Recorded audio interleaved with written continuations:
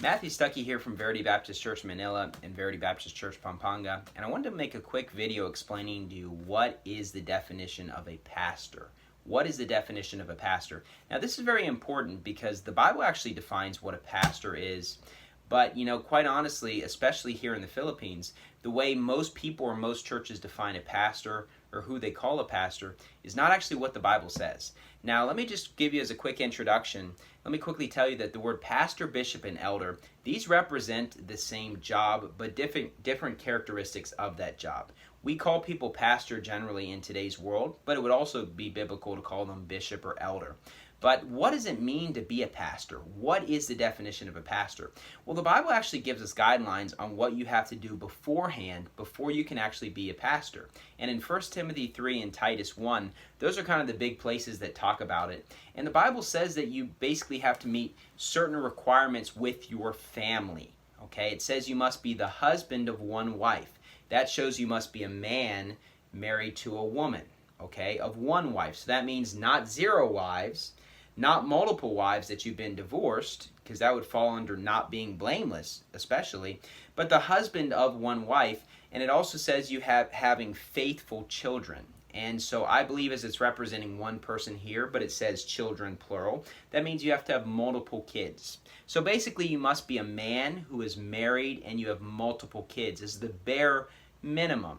Now, the Bible says faithful children, and people could debate and have different opinions on how old those children need to be, or what do they need to prove, and things such as that. And so there are certain gray areas there, but it's not a gray area when it says faithful children, as in plural children, and you're a guy married to a woman. That is what the Bible says. And so here's the thing. Since most Baptist pastors here in the Philippines are either not married or they don't have multiple kids, I mean, biblically speaking, they're not pastors. Now, I can't say for sure exactly what are God's exact thoughts on these people that would take the role of being a pastor when they don't meet it according to the Bible. But look, we can't just say, well, let's just throw out the rules of the Bible and just, you can take that position even though you aren't married or even though you don't have multiple kids. No, I mean, the Bible says that you need to have multiple children that are faithful. You need to be married. Okay, like I said, you could argue about how old do those kids need to be, and that's not, in my opinion, worth really splitting or arguing over, especially for the sake of this video. But it does say you have to be a man married to a woman with multiple kids. And so if somebody does not meet those requirements, they're not biblically a pastor according to the Bible. The Bible also says, though, that you also have to meet certain characteristics. You must be blameless, and it mentions a lot of things, not just the familial requirements, but in terms of not being a brawler, not covetous, and a lot of different things there. Now, when it comes to meeting those things, I personally believe that if you're the person who is going to get ordained as a pastor, you need to look at those requirements and really honestly assess yourself and ask yourself, do I meet these requirements? It doesn't mean you're going to be perfect on these things, but you need to look at your life, and if you're a covetous person, you're greedy, a filthy lucre, you're a brawler, then you have to understand you're going to have to make some changes or you won't meet those requirements. Also, the person ordaining you, the pastor in the church that would ordain you, they're going to take a look at those things and make sure you meet them. Now, unfortunately, churches are just kind of throwing out the rules, and people are throwing out the rules, so they don't even care whether people meet these requirements. But biblically speaking, both the person being ordained and the church and pastor ordaining that person should really look at them and say, are they meeting these requirements for the most part? Now, it can be a bit of a gray area on those things of whether or not you meet them, because it's not just married or not married in terms of like it is the familiar requirements, in terms of basically not being a brawler, not covetous, and things such as that. But you should generally be meeting those things, and if you're not meeting those things and you know that and you choose to get ordained anyway, then, look, you're just throwing aside the rules of the Bible. The Bible says you must meet certain things. But, also when it comes to actually being ordained, obviously the church needs to look at you and say, you know what, we believe you're worth ordaining. What the Bible says is that, basically lay hands suddenly on no man. And basically that means ordaining someone for the ministry is not something you do overnight. It takes some time, okay? So 3 basic requirements: you must meet familiar requirements, you must meet characteristics, and then actually the process of being ordained by a church. Now, since it says not laying hands suddenly on somebody, that means as the person being ordained, you should basically have the attitude, I'm willing to go out of church and grow and learn and serve in the ministry and prove myself. and not even wanting to be ordained within a couple months at some new church that you're at because you want to meet those requirements. And the church should take some time before they ordain that person to the ministry, and say, are they actually meeting these requirements that the Bible is stating? It says, lay hands suddenly on no man. You say, why? Well, for one, it doesn't really matter why, because if God says it, you just do it. But here's the thing. If you get practice and experience of running various ministries at a church, you're not going to do everything perfectly. You're going to make some mistakes.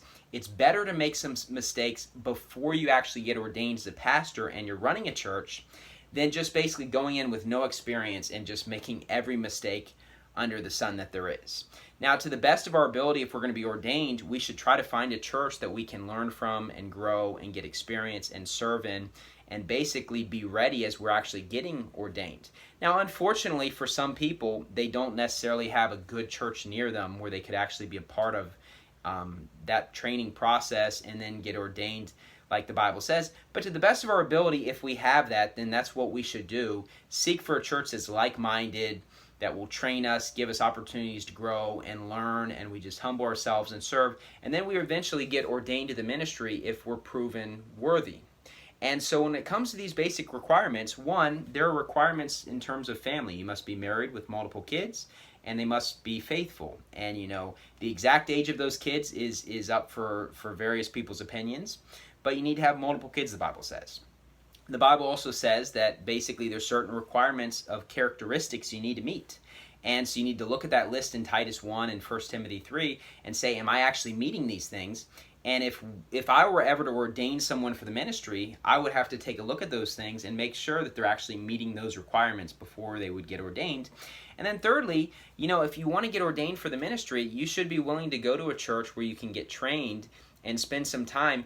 And part of it is just that the whole congregation just in unison just agrees with the decision to ordain you for the ministry. You've proven yourself, you're well respected and loved in the church, you've served at the church, and people agree with that decision. And if you just jump into a church for a couple months and you get ordained, then people at church aren't going to know you. They're not going to know if they can really trust you for the ministry. And so the Bible gives these basic requirements, and the reason why this is important is because, quite honestly, churches just don't do things this way at all.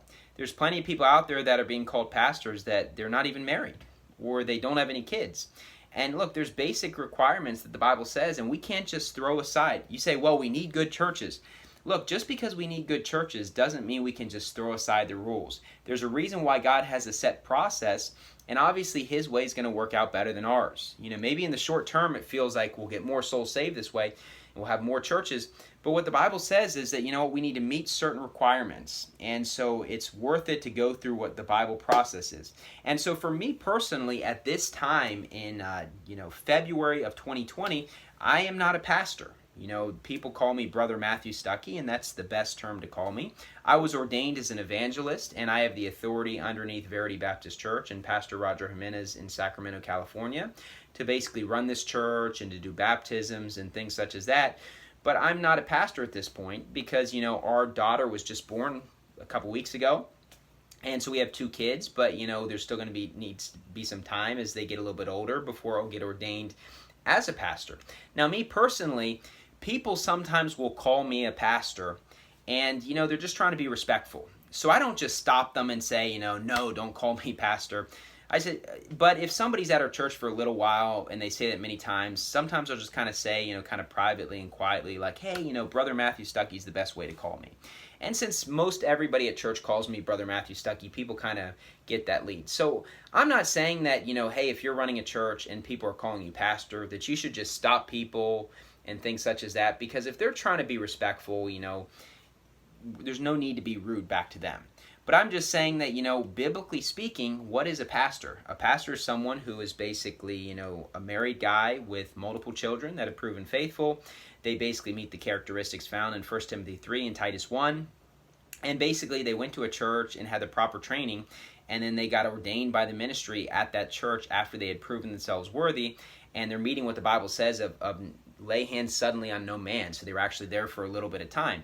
And this is a very important video because here in the Philippines, there are tons of people that are being called pastors, and they're not married, they don't have kids, they weren't ordained at a church, they don't have any authority from their church.